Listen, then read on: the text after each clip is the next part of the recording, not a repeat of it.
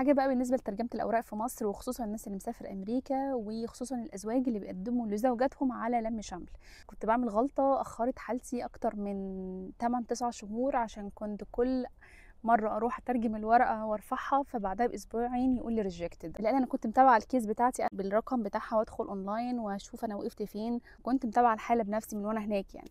كان جوزي متابع مع محامي هنا وكل حاجة، بس أنا كنت هناك برضه عايزة أبص على الكيس أشوفها أنا وقفت لحد فين دلوقتي، إحنا معطلانين في إيه وكده. بس جيت عند ورقتين 2، قسيمة الجواز اللي هي أهم ورقة فيهم، وتقريبا شهادة الميلاد بتاعتي، ويقول لي rejected. اروح اترجمها في مكتب من المكاتب اللي هي العاديه، مكتب معرفش مين الترجمه، اوثقها من الخارجيه عشان تبقى يعني الكلام تمام، وارفعها وريجكتد. طب ايه مشكلتك؟ واقول لجوزي طب معلش اسال المحامي فين المشكله، والمحامي يقول له انا مش عارف المشكله فين، ومش عندكم بس، ده في حالات كتير متاخره بنفس الكلام ده، وما احناش عارفين الورقه مالها. لفيت على كل مكاتب الترجمه اللي في المركز اللي انا عايشه فيه وارفعها وتترفض. حد شار عليا قال لي طيب ما تروحي وزاره العدل او مكتب العدل حاجه كده في القاهره، بيترجموا الحاجات هناك، بيترجموا اوراق هناك، يمكن يقبلوها لما تبقى طالعه من مكان يعني زي كده. خدت اخويا ورحنا وسافرنا في يوم هناك للقاهره. وانا هناك فقام حد بيقول لي معلومه بقى كده ايه في الطياره، عارفين المعلومات اللي بتبقى في الطياره في الكاجوال كده، انك هنا في القاهره طب ما تروحي العباسيه، السجل المدني اللي في العباسيه تطلعي مستخرج اصلا بالانجليزي. معلش ثانيه واحده، وات في سجلات مدني بتطلع الشهادات بالانجليزي؟ قال لك اه. خلي بالكم يا جماعه الكلام ده لو معروف دلوقتي فهو من 7 سنين ما كانش له اثر، ما كانش له وجود، ما كانش له وجود.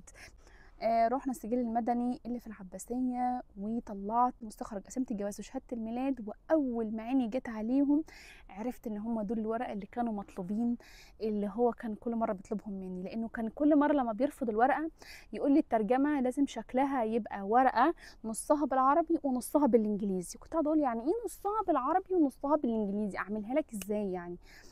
طلعت هي بتطلع كده، المستخرج بيطلع كده. دي كانت قوانين جديده ومحدش يعرف، حتى المحامي اللي هنا ما عندوش علم. دفعت فيهم معرفش الورقه كانت يوميا ب 500 جنيه ولا ايه، طلعتهم وجريت، رحت وثقتهم ورفعتهم، والحمد لله بعدها باسبوعين عرفت ان الورق اكسبتد. ما اعرفش بقى دلوقتي السجلات، هل السجلات المدني اللي حوالينا في المحافظات التانية بقت تطلعها، ولا ما زالت بس في السجل المدني اللي في العباسية؟